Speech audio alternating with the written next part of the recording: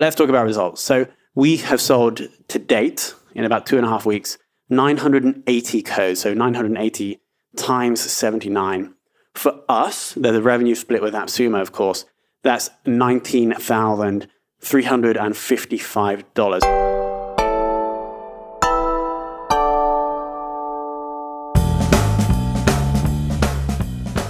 Hello and welcome to the Confessions of a B2B Marketer podcast. My name is Tom Hunt, your host, and it's a massive show. We have no guest. It's just myself giving you an update on what's happening. We actually didn't release an episode. We missed one, and that was because July was a crazy month. We'll go into that. So today we're going to be covering the recent AppSumo launch. Well, not the recent, the live AppSumo launch that we're currently running for bCast. We're going to be talking about service growth and about how July's revenue was a record by significant distance. I'm going to be sharing more about what's happening with SaaS Marketer, my new focus out of the 3 projects I currently have, where the focus is going to be for the next year or so. And then the number one thing that I think all B2B marketers need to look at, probably the most important thing to consider. But before we get into that, I actually need to read a review that a lovely guy called Darren Chait left us for this podcast. It says, I listen and read to huge amounts of content each week to inspire, motivate, and help me as a growth marketer. Nothing is like Confessions of a B2B Marketer. If you're interested in B2B marketing at all, want to improve and learn from the best, then you must listen to this show. That was Darren. Thank you so much, Darren. Darren has a business called Hugo. Go and check that out. Google Darren Chait Hugo. I'm sure you'll find it.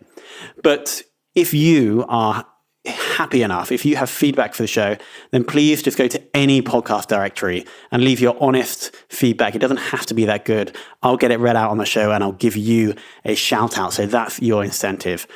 But let's jump into it now. So even before we launched, we were talking with a guy called Justin at AppSumo, amazing guy, about potentially launching. I'm a big fan of AppSumo. I haven't bought much there, but I really see the value that an AppSumo launch can have. Lemlist, we had Guillaume on the show in episode number 5, I think, crushed AppSumo, and it sent them on a trajectory which is basically up to 2 million ARR in like 18 months. And so this is kind of what I'm looking to replicate. And so we lined up a launch. We went live on the 21st of July, $79 for lifetime access to bCast. There are obviously some limits to number of podcasts, bandwidth, etc. But obviously an insane deal. There'll be a link below if you do want to go and check that out. I think we finally kind of nailed our positioning before the launch. As you're probably aware, the tagline for bCast, or if you're not aware of bCast is a podcast host, but focused on a very specific niche. And that niche used to be B2B, like businesses, sell to businesses that do podcasts. That was my initial stab at positioning. It didn't really feel right. And actually a reviewer at AppSumo was like, I don't think that really makes sense. So just before, I spent a long time thinking, and the position we came back with was podcast hosting for marketers by marketers. It's a podcast host that's focused on how can you get an ROI from your podcast. It's not for the hobbyist. And so we kind of nailed that positioning just before the launch, put that on the site. So if you go to bcast.fm now, you can see that positioning. Went live. And it has been really, really good. Not amazing, but really good. I'll share all the numbers after this next clip. I'm going to insert just the intro that I did for a webinar for the Sumo Links. Sumo Links are the people in the AppSumo community, where I basically just explain the origin of the product and the positioning, so you can understand that better. So I'm going to insert that in right now. I'm actually going to start off, before we jump right into the walkthrough, I need to kind of explain the background to bCast, why it's here, why it actually exists. And it all started because of this business you can see on the screen. I was working for this, they're a B2B SaaS company. I was working for them as head of marketing. And we started this podcast that you can see here. It's called Sales Ops Demystified. We started this podcast because we wanted to learn more about the person we're trying to sell to, but also sell to this person. And you can see we started off with these guests. The interviews weren't that great because I wasn't very good at podcasting. But you can see now we've done about 110 episodes. And the reason why we've done 110 is because the podcast is working really well. It's working really well mainly because of this guest here. This guest came onto the podcast, did a great interview. We talked about sales operations. We learned about sales operations. And then he actually went through the sales process and bought some software from the company. And so what essentially happened was that we got a big return on all the time and money we spent on the podcast from that relationship with the guest. And so this got me and my co-founder Neil thinking about how people can make podcasts profitable, and how businesses and freelancers and agencies can use podcasts to learn about their customers, to add value to their customers, but then also become profitable. And so that's the aim of bCast, is to help you start and grow a podcast, but then also to make it profitable. So everything I'm going to show you in the application is all around how can you start the podcast, grow the podcast, and actually make money from the podcast. And so if anybody is asking in the questions, how are you different from Libsyn, from Transistor, from all the other podcast hosts? It's because of that reason. It's because me and Neil, the founders, are marketers. We podcast to make a profit. And so everything we do with the tool is focused around that. So that's the core difference. So that's what I want you to be kind of thinking of and looking at as we go through the tool. Okay, awesome. So that was the intro. Just so you have a better understanding of what bCast does, I thought that would be cool to insert. But let's talk about results. So we have sold to date, in about 2.5 weeks, 980 codes. So 980 times 79. For us, the revenue split with AppSumo, of course, that's $19,355. We're actually not sure how long the deal is going to go on for, but we probably think we'll come out around $40 to $50K, which will be about 30 to 40K pounds, and ideally 2,000 codes. That 980 codes has brought us approximately 430 new users to the software. Remember that one person can buy up to, unlimited codes, but many Sumolings do buy multiple codes because it gives them extra podcasts, or basically when you buy 3 codes, you can white label the tool and take our branding off, etc. So out of that 430 then, about 100 podcasts have been released on the platform. So you can import a podcast if you already have one, or you can create your own one, of course. And so we've had 100 podcasts released, and the value here, the reason why we did really want to do AppSumo is because of the almost inherently viral nature of a product where you allow people to upload content to. So if you think about a podcast host, people are uploading audio content, the written content in the show notes, images into the platform, and then they can take the embeddable player that bCast provides and then insert that into their site. And so if you don't have 3 codes on that player, there is our logo, there is our brand. At the same time, we produce a podcast website, which again has our brand on. You can insert a custom domain, but then there's branding on that site, which will, with a backlink that goes back to us. At the same time, those podcast sites are obviously our domain, so they're aiding with our SEO. And so there's some interesting stats on the SEO side. So bCast basically went from ranking for 160 keywords to now 965. The number of keywords we're ranking for is basically going parabolic because all of these people are now uploading their content onto our domain. Now, of course, not all of that content is going to be ranking for terms that could convert people into bCast customers, but some of them will be. And it's just adding SEO value to our domain. We got a total of 38 new backlinks, so we now have a total of 113. So you can understand there's basically a 40% increase in backlinks since we went live. In terms of the actual feedback from the community, we've had 20 reviews on AppSumo with an average of 4.7 out of 5. Let's actually jump over there right now, and I can just read your review to understand how we're doing. So I've purchased over 250 deals, and I've never left a review so quickly. I'm already super impressed with this company. I like lists, so here's my feedback, and then he has a list of 9 different things. So thank you so much to Project Kickstart, the name of that AppSumo user. And actually what is now going to happen is that bCast is going to overshadow SaaS Marketer and SEO value. So I'm talking basically our domain ranking. SaaS Marketer has had me writing and other people writing content on it for 6 months. And a lot of our link building focus has been on SaaS Marketer. But that is going to be overshadowed by bCast in a few weeks, basically because we have people uploading their own content onto the domain, linking back to it, and then that is obviously getting ranking for terms. In summary, we are super happy with the AppSumo deal. It's been great to get like volume through support. It's been great to get the feedback. It's obviously great to get the cash so we can hire a developer and start and continue growing the product as well. So this was a core thing in July.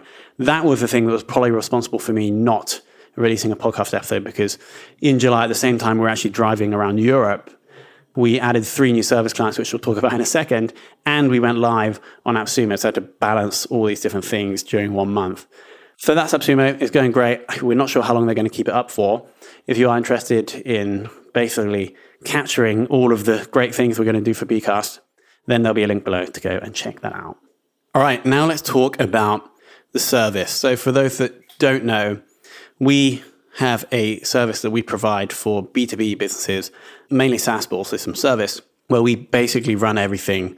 We create and run a podcast for them. And there's basically 2 things that we do differently from other podcast agencies, is that we go very niche on the podcast to try and make the business into an authority in a very strategic and specific niche. And then we're also ensuring that we are looking to get an ROI both from the relationship with the guests, not just the listeners. We would focus on bringing guests onto the podcast that are strategic, either customers or partners. And so we had 6 clients for this service before July. Then we added 3 new clients in July, so up to 9.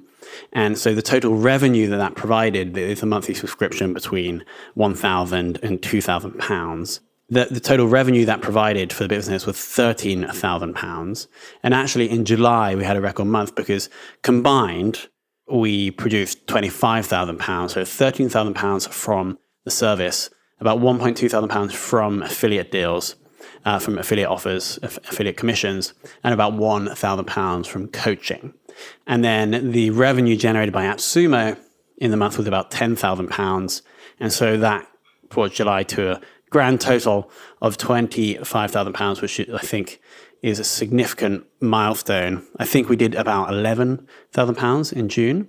And so that was a big jump. Obviously, a big chunk of that revenue, the 10K, is for lifetime subscriptions. So you could, if you're doing proper accounting, you probably accrue that over a number of months. But if we're just counting 1 month revenue, it was 25K. So going back to the service then, so how have we got our first client actually a year ago. And so it's been 12 months. We have 9. Only 1 client has churned in those 12 months. So I guess 10% annual churn, which I don't think is that bad for a small agency. Since that client churned in March, no other clients have churned. And so there's been a big focus from my side over the last 6 months in growing that, spending a lot of time selling or working out how to sell that service. But now we have 9 clients. I'm the core kind of client contact for all 9 clients. And so I have to we have either weekly or bi-weekly meetings. And so now the wheels are not coming off, but the system is definitely getting stressed with 9 clients. There's basically myself, there's 2, I guess you could say 2 employees, 1 in the UK, 1 in the Philippines. And then we have about 12 freelancers. And so I think the way we're working with these freelancers is they're basically treating these people like employees, but they are technically freelancers. So the focus for the service in the short term is working out how we can build a system that that is going to scale past 9. We need to ensure that we have the right people in the team, but then also ensure that the way the team communicates and does work is effective. Because when you have, say, 2 or 3 clients, the system does not have to be that efficient. When you add another 5 to 6 clients on top of that, you do have to be more efficient. And if we want to scale to, say, 20 or 30 clients, we're going to have to get much more efficient about how we work together and how we ensure that we are able to deliver the quality that we would like to. That said, on the sales side, I did appear on Nathan Lacker's Deal or Bust in July, which is Nathan Lacker's essentially Dragon's Den or Shark Tank equivalent for SaaS. I appeared as an expert, had I think about 5 minutes airtime where I commented or provided my insight, my marketing expertise, I guess, on the target customer. It was a lot of fun, but that brought attention to the SaaS marketer community, and I've had actually about 4 or 5 sales calls from people that Nathan introduced me to. So thank you, shout out to Nathan for bringing me on that. It was super fun and also super productive. So that service, it's going to continue to be a big chunk of my time. Practically, or close to probably 60% of my time is spent on the service. There's not much of the execution I have to do, but there's strategy and there's client relationship and there is the management of the system and the maintenance and improvement of the system that is really down to me. Now this leads nicely onto the next topic, which is the focus, what I'm going to focus on. As you're probably aware, there's bCast, which is the SaaS company. There's a service that we just mentioned that has no brand name. We don't have a website, actually. We might change that in the future. And then there's obviously SaaS Marketer that this podcast is kind of under the umbrella brand of. Now, SaaS Marketer has served us incredibly well. It's the opposite way that most people will create a business. Most people will design or develop a product and then find the audience. What we did is slightly different is that we chose this persona, we attracted this persona with content, brought them into a community, and then learned more about this persona, and then ultimately realized what problems could be solved, and then developed the products and services around those. And so SaaS Marketer has been incredibly valuable for that. I think we're between 4 and 5K on the email list. We're about approaching 2.5K in the Facebook group, and it's growing faster and faster all the time. Whilst it has served us well, and I am going to continue to grow it, I am going to reduce the frequency of production of the case studies. The podcast frequency is going to remain the same because there isn't a massive amount of work to do apart from finding the guest and doing the recording. So we'll continue to do that bi-weekly. The case studies are going to go to monthly. They were actually daily when we first started this, but they were much smaller. Then they moved to bi-weekly, and now they're moving to monthly. And so every month we'll release a case study just like normal. And then every 2 weeks we'll release a podcast. We will also introduce guest contributors that have something that they want to share with the community. And then that would either take place of the monthly case study if it's really, really good, or we'll just publish that like off the schedule. And so what I'm going to be doing is kind of moving that, or basically investing less time into that so I can invest more time into the other two things. Now, the other two things are the service and software. And actually, if you think about it, and I've talked about this before, they're really the same thing. A customer wants to achieve an end goal, and you're just either helping them or getting them to that end goal with microchips, or you're getting them to that end goal with people. And so the end goal that we're providing with our service and software is growing a B2B business by creating audio content with strategic people. And so we have two angles that we're approaching this as. One is a very done-for-you service where we basically do everything apart from host those interviews. And the other side of that spectrum is where we basically do nothing manual and use the software to help you achieve that goal. What is quite interesting there is that, yes, I have two different things. I guess you could say two different businesses, but actually the time it is still kind of focused because we're still trying to get that end goal for the customer. And obviously all of the service clients are using the bCast software. And then we may be able to generate service clients from the bCast customer list. And so there's some synergy between the two. Obviously learnings we get from our service clients, we feed that into the bCast product roadmap. And then things that we learn from bCast customers, maybe we can help implement into clients. And so my focus now is going to be just on how can we get B2B businesses an ROI from a podcast, both in service and in software. And one final thing on SaaS Marketer, we did actually get for those people that are aware, for a month, or for about 5 weeks, we did a SaaS Marketer deal each week. It was a great initiative, and I am going to look to do more SaaS Marketer deals in the future. But for now, as SaaS Marketer goes to more maintenance mode, I don't have the time or capacity to find the deals and sell the deals as well. And so, but the reason I bring that up is because Ryan Dice, who is the founder of Digital Marketer, actually purchased one of the SaaS Marketer deals, but without it was on a different email address. I didn't know it was him until the person who I was doing the deal with said, you know, he's actually Ryan Dice. And so I emailed Ryan Dice and he gave great feedback on the case study. Thank you, Ryan. He said that he shares them with the team. And then he also mentioned that they have a business where they build and grow content assets in different verticals, and that they hadn't found one that they liked in this vertical, and therefore there may be something we can do together. So I'm still waiting on Ryan to respond to my email on that, but so there could be an announcement coming for that. But shout out to Ryan for being part of the SaaS Marketer community. And then on to the big hook that I gave you at the start of the episode, which was the one thing that I think marketers really, really need to be doing, especially B2B. And after my 7 years of studying this stuff, of all of my time I invest into trying to be better at this, I've come full circle, because I used to think marketing was so important. If you didn't know marketing, you were rubbish and you don't belong in business. That's what I used to think. But then I've sort of come round back to the start again, and it's quite simple, it's very fundamental, but the best marketing is a great and remarkable thing that you're selling, whether that's a product or a service. And so this is really, really right. This really, really rings true for me right now, where we have actually have three things: SaaS Marketer, bCast, and the service, where we are getting traction with those. I don't think they're great yet, but they're improving every day.